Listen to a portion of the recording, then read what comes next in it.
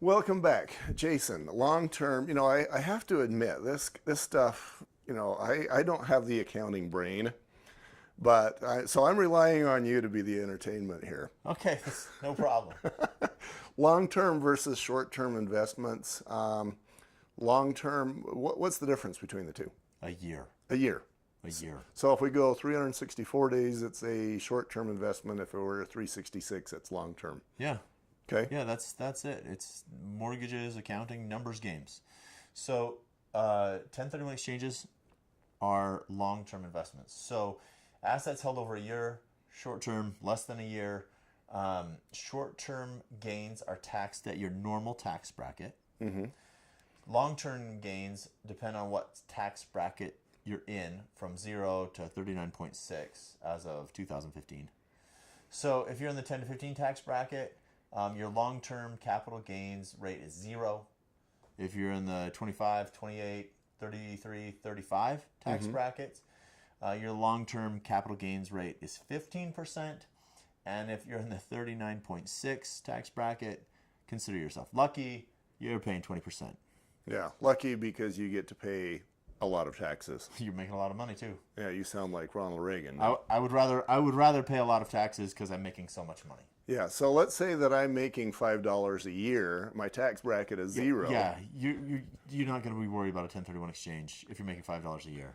And and that is the case whether we're short term or long term. Yeah. And actually, what we're talking about is you said short term. It's just taxed at whatever I make. It's just considered to be whatever I made that year using whatever business model I used. Right. It's kind of considered income at that point. I mean, Right. like if you're flipping houses, that's what you're doing for income. Mm-hmm. Just like commission or anything else. But if you're holding on to investments, you have these things that you're holding on to long term, then it changes and we're into capital gains.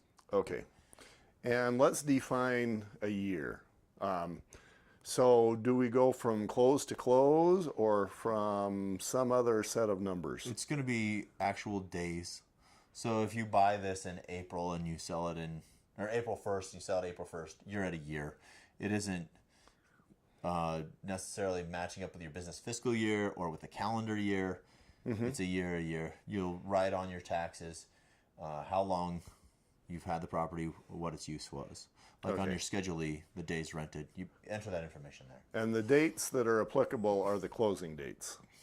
Yeah, acquisition. For when you're holding an asset, it's going to be the acquisition date, the day you get on title, and then the day you're off.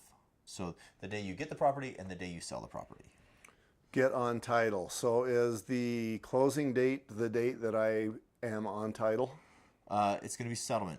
Settlement. Yeah. So the day, not necessarily the day you sign for it, the day the transaction closes. Because sometimes you can sign several days early and then have everything take place after that. It's the day when the property becomes yours to the day the property is no longer yours. Sometimes I have the most fun with the most obvious questions, like what is a year? For example, in this training, 2 hours is 100 minutes. And then you get the quizzes and all the rest of the grief that I make you go through. And so, sometimes it's good to ask those very basic questions. We have long-term versus short-term figured out. It's basically a year. I can remember that. Mm-hmm. And what do we got next? Just what is a 1031? Okay. We'll be right back.